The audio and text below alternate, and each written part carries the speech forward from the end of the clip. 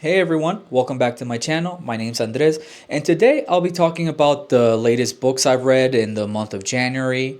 And overall, the month of January was good for me. I read four books. I had one book from a book club, and then I read three other books. Tried to spice up a little bit of the genres I typically read, and coming out of Christmas, I was trying to get back into, routine, and I was able to do it successfully. I do all of my reading for the most part in e-reader. I use the Books Go 7, and I do buy physical copies of books, but I only buy it after I finish reading it if I really enjoyed it, if it's a book that I will read maybe in the future, or I don't know, I guess I keep them kind of like trophies for like, oh yeah, I read that book, which is, I guess, different than the typical kind of like book talk content. But yeah, let's go over the four books I read. So the first book I read in January was The People We Meet on Vacation by Emily Henry. I did decide to pick this specific book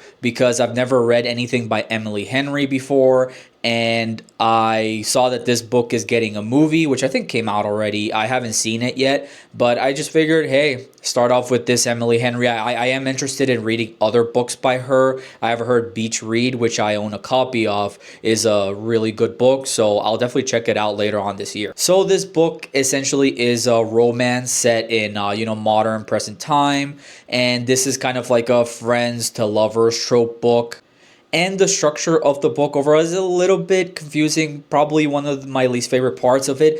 It kind of ping pongs back and forth from the past when Poppy and Alex met up in college for the first time, and then we go back on the next chapter to the present. So it just keeps ping ponging back and forth, and it kind of centers around Poppy, who's a travel journalist, and Alex, who is a high school teacher. They basically go on vacations every summer to like keep their friendship alive, and we just hear about this and see what happens between them. So the things I like about this book is I like the dialogue. I think the relationship as a whole between Alex and Poppy was felt very natural. It felt their banter felt very real, and just how like typical friendships or like relationships are. And I think the book also is a very easy read. It is, you won't get stuck on any parts. You can just keep going, and yeah, it's just a fun time overall. There's no like huge stakes. There's no like real like too much melodrama, I guess. We're just seeing these two friends and see where things end up. But I guess that's like the negative with the story as well, right? It is a good break in between reads, but it's not much more than that, in my opinion.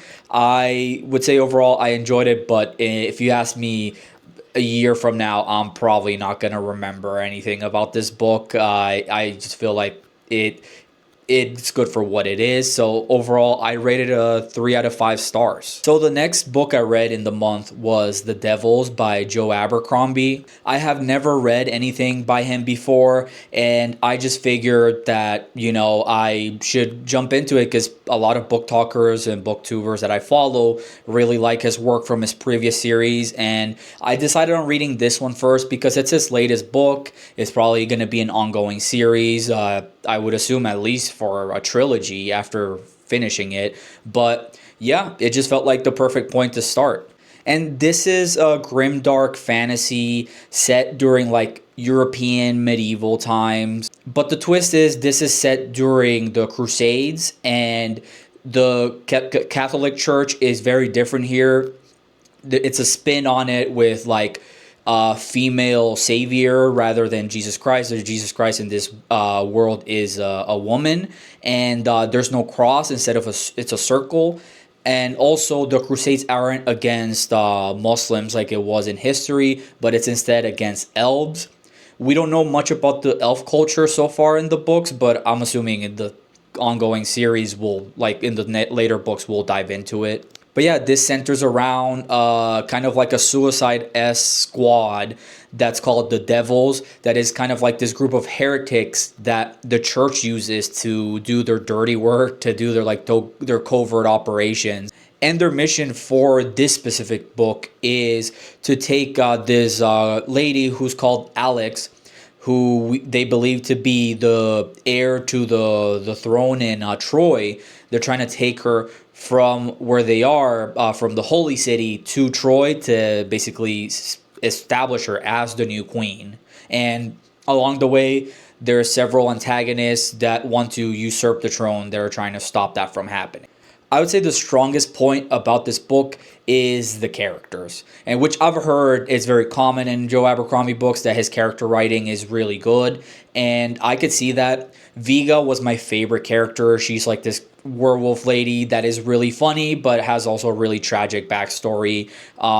Brother Diaz, I didn't find particularly interesting in the beginning of the book, but as it went along, especially with his relationship with Viga, I really enjoyed that. And Sunny, this like shy elf that feels very relatable whenever we take things from her perspective, was also a great character. The character voices are very strong.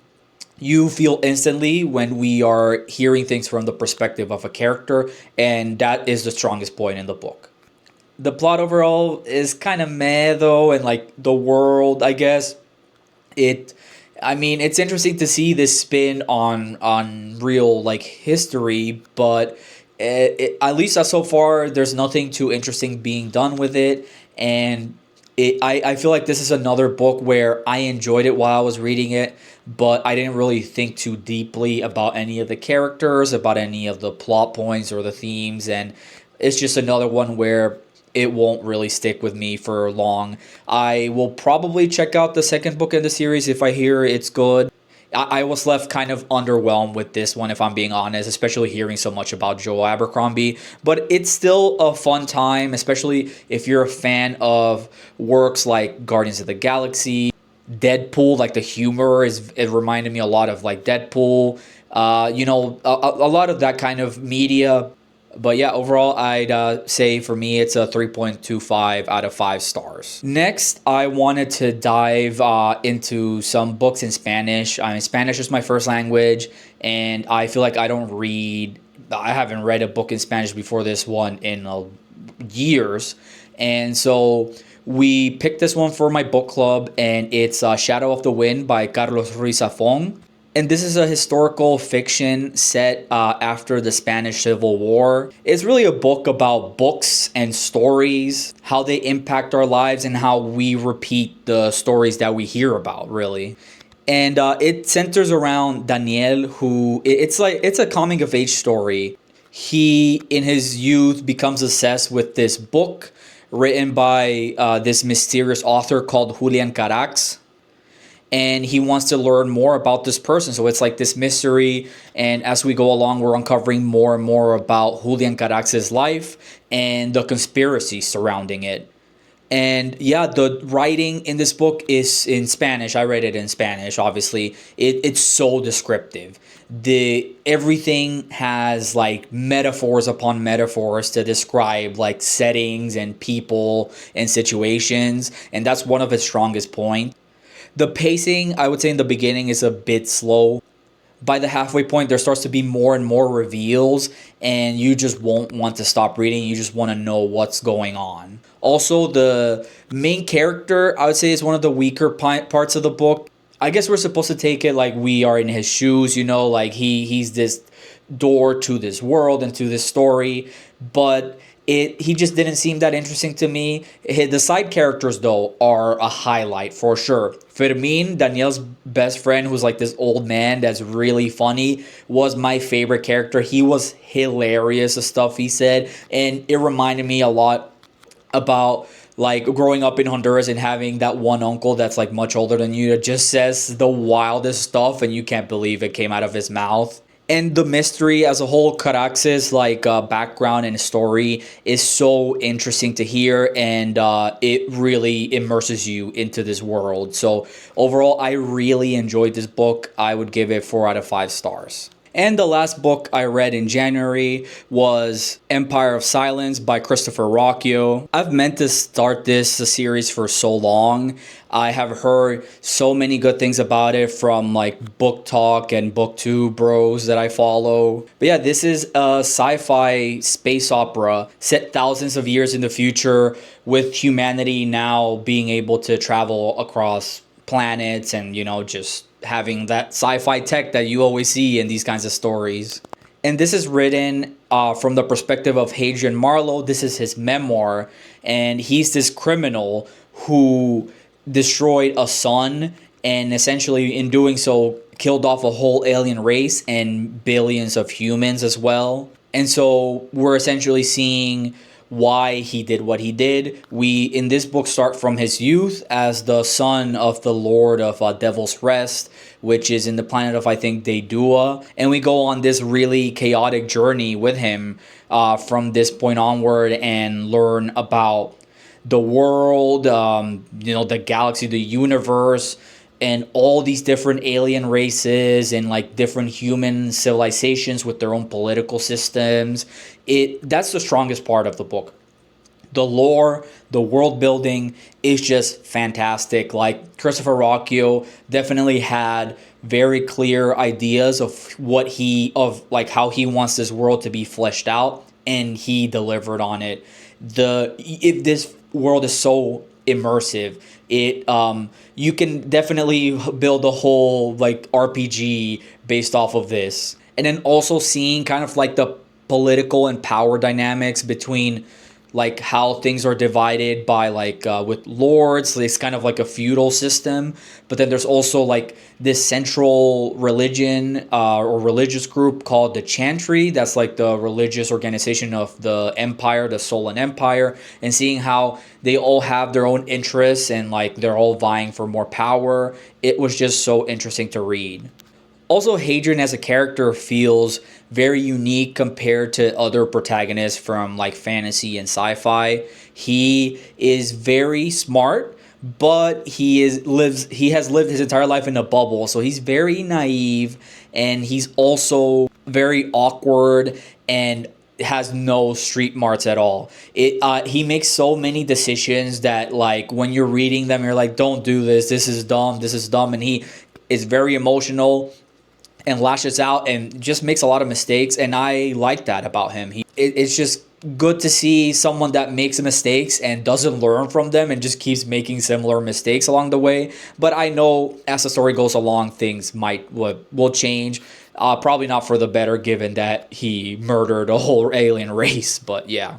I will say this, I had a hard time getting into the book in the beginning. It felt very slow paced. I was very confused by the world because there's hardly any very deliberate exposition dumps of the world like other books do.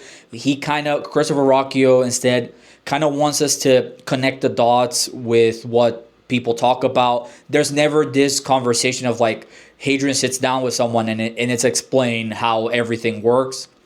That does not happen in this book. It's more like picking up on context clues. So that is a good thing, but it's also a bad thing because it is harder in the beginning for the reader. Also, I would say the side characters are a bit one-dimensional for the most part. There is one character that Adrian meets later on in the story that gets more dimensions to her, and I really enjoyed her, and she feels like a fleshed out like person with her own motivations and her own personality and quirks. But the other characters, they're just kind of there, and but especially by the end, there's some characters that I was like, oh wait, who's this person? Because he was like mentioned a couple times, and I just kind of forgot it. So that might be a knock where like some characters don't have very distinctive like personalities, so you might forget about them. And yeah, but if you're a fan of fulfilled universes with rich lore, I would definitely recommend this book. Obviously, very similar to things like Dune. But yeah, let me know your thoughts on the 4 books and give me more recommendations based on what I like so far. Please make sure to like, comment, and subscribe. Thank you so much for watching. Bye.